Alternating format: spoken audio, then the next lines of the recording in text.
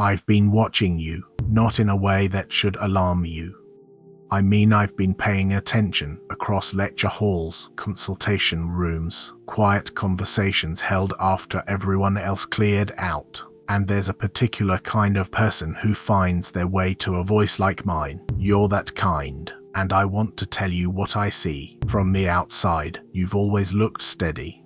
That was the word people used. Reliable, the one who doesn't make a scene, who absorbs the impact, who stays when everyone else has been given permission to leave. You were the emotional load bearer. The uncredited maintenance crew, the one who felt the pressure in a room shift before anyone else did and quietly adjusted yourself to bring it back to balance. That's what they saw. That's what they counted on, but what they never saw, what they couldn't see, because it required a kind of perception they hadn't developed, was the cost of it. You weren't steady. You were braced. There's a difference. And you felt that difference in your body for years without ever having a word for it. The exhaustion that sleep doesn't touch, the tension in your lower back that lives there like a clenched fist, the way your nervous system learned to treat peace as a warning because in your history, peace was always the moment before something broke. You look composed. You feel like a bridge that's been bearing traffic it was never built for. That's the gap. I'm not here to close it for you, not yet. Because that gap is information, and I want you to sit with it for a moment. What you looked like to them. What you actually were. The architecture they leaned on without ever once acknowledging it was there. And I'll tell you where we're headed before this is finished. You'll understand the specific sensation that arrives when a load bearer finally steps back and what the system that depended on them does next to try to pull them back in. That's where we're going. But first, stay with me, because what I'm about to tell you about the way that system responds when you stop holding it up is something most people never hear explained in a way that matches what they've actually lived.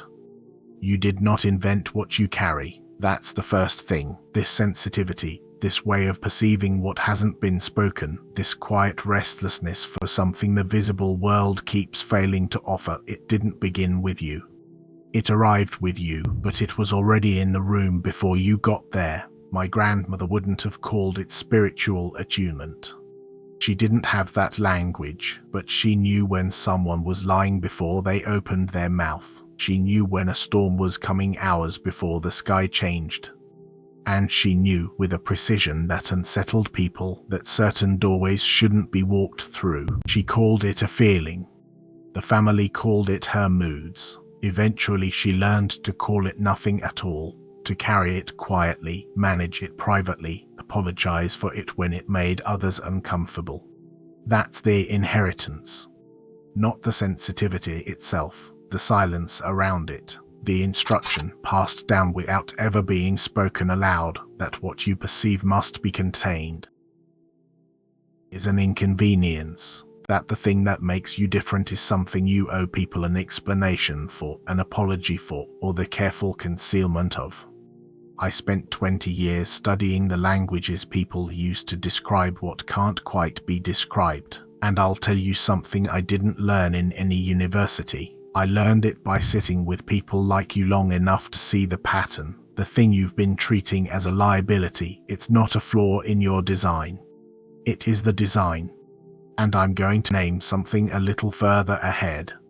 I call it the Severance Token. It's the physical marker, the unmistakable sign that the apology is over and what you were given is finally becoming operational. If you've ever wondered what it looks like when the weight lifts for good, that's the part you don't want to miss. We're walking toward it. And when we get there, you'll recognize it.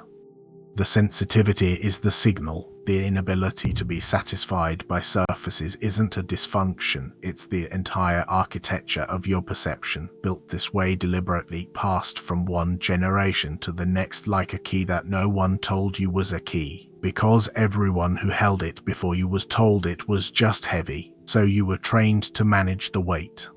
To downplay the knowing, to fold yourself into rooms that couldn't receive what you carried, and make yourself smaller so the gap wouldn't show. I know what that costs. I know what it is to feel someone's emotional state from across a building and have no language for it except that something is wrong. I know what it is to read a situation with perfect clarity and be told you're being dramatic, reading into things, too sensitive for the conversation, and I know what it is to start believing that, to start treating your own perception as the problem.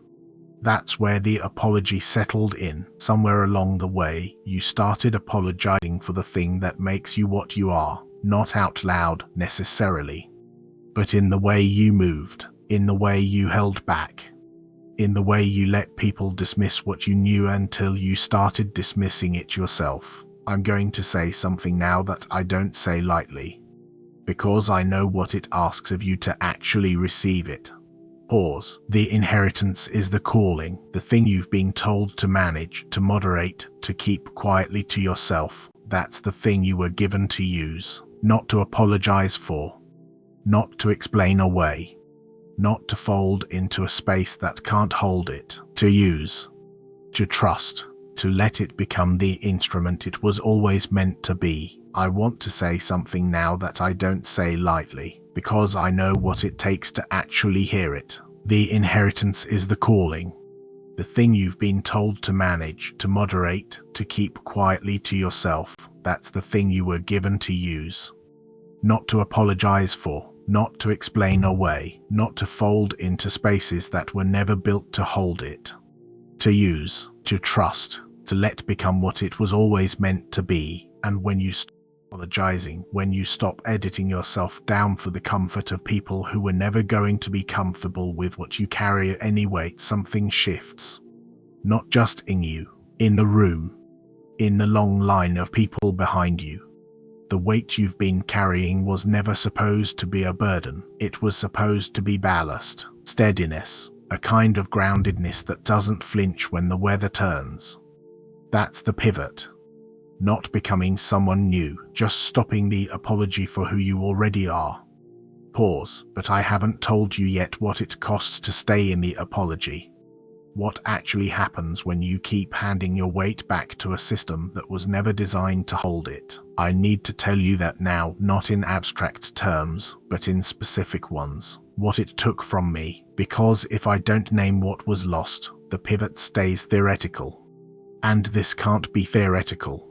7 years, that's how long I stayed in the apology after I already knew better.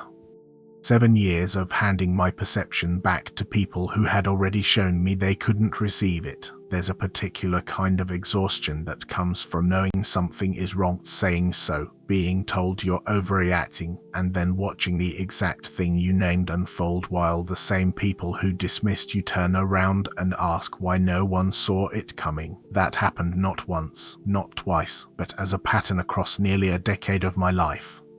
And that pattern had a specific address. It happened in a practice I built, in rooms I designed to feel safe, in relationships I'd spent years trying to sustain. The thing I lost, the specific, named thing the apology cost me, was the partnership I had convinced myself was proof. The person I believed was the validation of my calling. They weren't. They were the test of whether I would keep apologizing for it. I stood in that practice for 7 years. Feeling the shift before anyone else did, naming what I perceived, and being told, gently at first, then with impatience, then with something closer to contempt, that I was too sensitive, too intense, too much, and I believed them. I folded.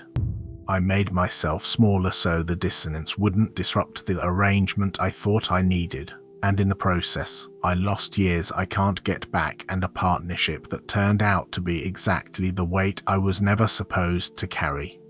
That's the cost of staying in the apology, not just the exhaustion, not just the loneliness, but the actual forfeiture of time, of relationship, of ground you were supposed to be standing on. The apology isn't neutral.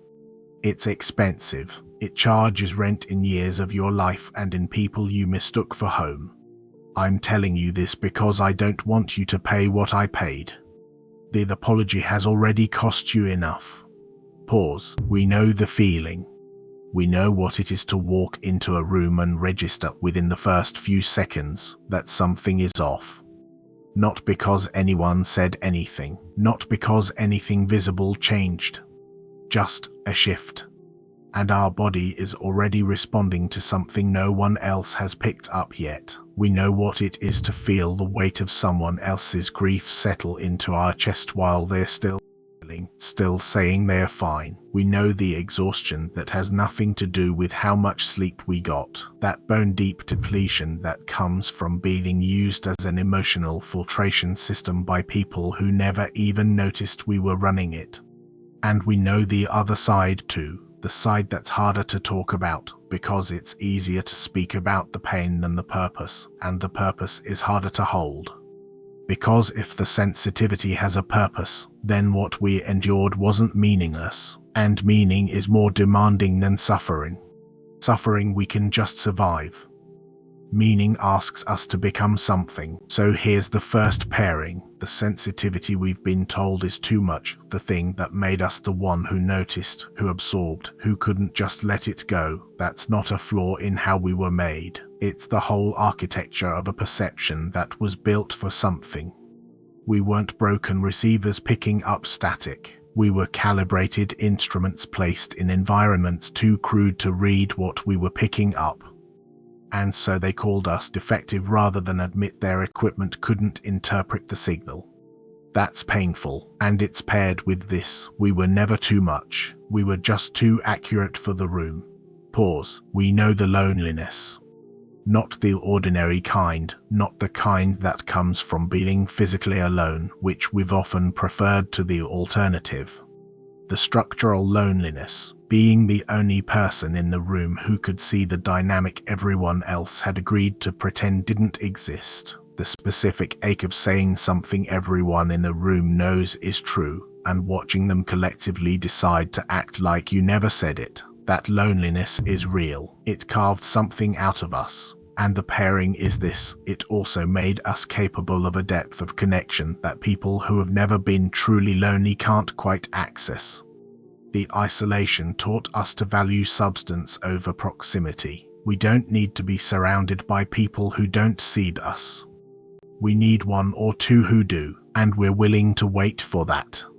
That refusal to settle for something counterfeit isn't a problem. It's a standard. One forged in the very loneliness we spent so long thinking was a curse. That's a painful thing to sit with. And paired with it is this: we were never too much. We were just too honest for the room we were in. We know a particular kind of loneliness, not the ordinary kind, not the loneliness of being physically alone, which many of us have actually preferred, but something more structural. The loneliness of being the only person in a family, in a circle, in a room, who could see what everyone else had agreed not to name. The isolation of being the one who said the true thing out loud, into a group of people who had quietly decided the true thing would not be acknowledged, who watched it land and watched everyone look away. That loneliness was real. It carved something out. Pause. And here's what came with it: we became capable of a depth of connection that people who have never been that lonely simply can't reach. The isolation taught us to value substance over company. We don't need to be surrounded by people who can't really see us. We need one or two who can, and we're willing to wait for that. That refusal to settle, that's not a flaw. It's a standard, one that was forged in the very loneliness we thought was only costing us. We know what it is to be dismissed, to have an insight patronized or quietly ignored until someone louder or better positioned said the same thing and was praised for it, to have a warning go unheeded and then be asked later why we didn't say something, as though we had never spoken, as though the problem was our voice, not what they chose to do with it. That dismissal taught us something we didn't ask to learn: that being right doesn't guarantee being heard. That accuracy doesn't have some automatic on a room. That the truth, spoken into a space that has already made up its mind, gets treated like background noise. And what grew out of that, what quietly took root in the soil of all that erasure, was an internal sense of knowing that doesn't need external confirmation to hold its ground. We learned to trust our own perception because no one else was going to do it for us. That's not a consolation prize. That's sovereignty. Most people spend their whole lives outsourcing their sense of reality to whatever authority is nearest. We were pushed, through repeated dismissal, into becoming our own. That's worth more than any recognition we never received.